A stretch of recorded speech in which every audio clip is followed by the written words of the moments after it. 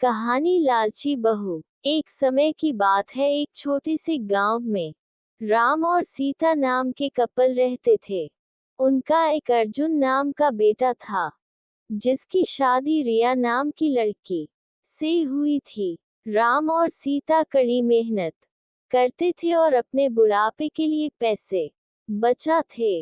रिया बहुत लालची लड़की थी और हमेशा अपने लिए और चीजें चाहती थी।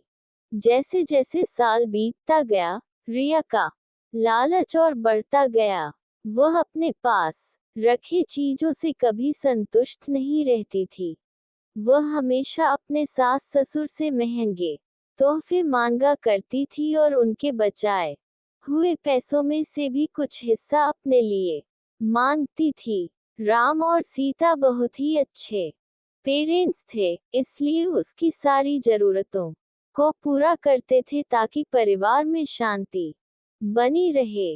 वह अपने पति अर्जुन के ऊपर भी दबाव डालती थी कि वह अपने माँ बाप से पैसे और संपत्ति मांगे। वह बहुत ज्यादा संपत्ति इकट्ठा करना चाहती थी, बिना किसी मेहनत के। एक दिन राम और सीता ने यह फैसला लिया कि वह रिया को सबक सिखाएंगे। वह उसे बुलाते हैं और बोलते हैं कि बेटा, हमें तुमसे कुछ जरूरी बातें करनी है। हमने यह फैसला लिया है कि हम अपनी जायदाद का कुछ हिस्सा अपने बच्चों में बांटेंगे और उसका कुछ हिस्सा तुम्हें भी देना चाहते हैं। रिया खुशी से झूम उठती है क्योंकि वह हमेशा से यही चाहती थी। लेकिन राम और सीता के मन में कुछ और ही चल रहा था। उन्होंने एक पत्थरों से भरा हुआ बैग उसे दे दिया और बोला, बेटी, यह तुम्हारे हिस्से की संपत्ति है। रिया उस बैग को देखकर गुस्सा हो गई।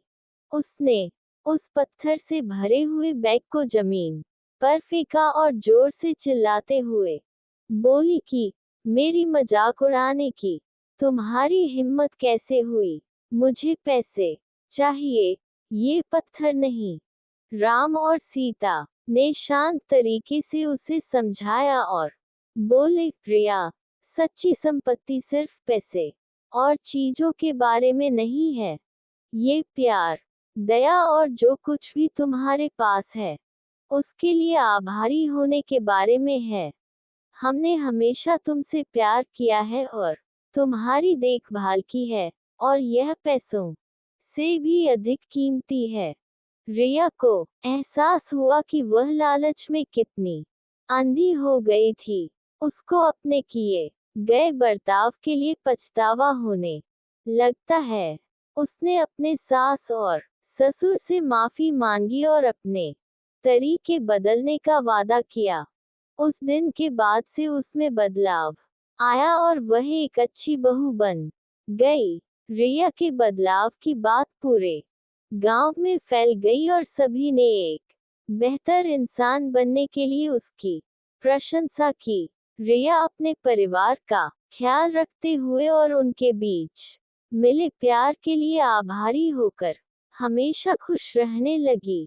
सच्चा धन प्यार, दया और जो हमारे पास है उसके लिए आभारी होने से आता है, न कि हमेशा और अधिक चीजों की चाह रखने से।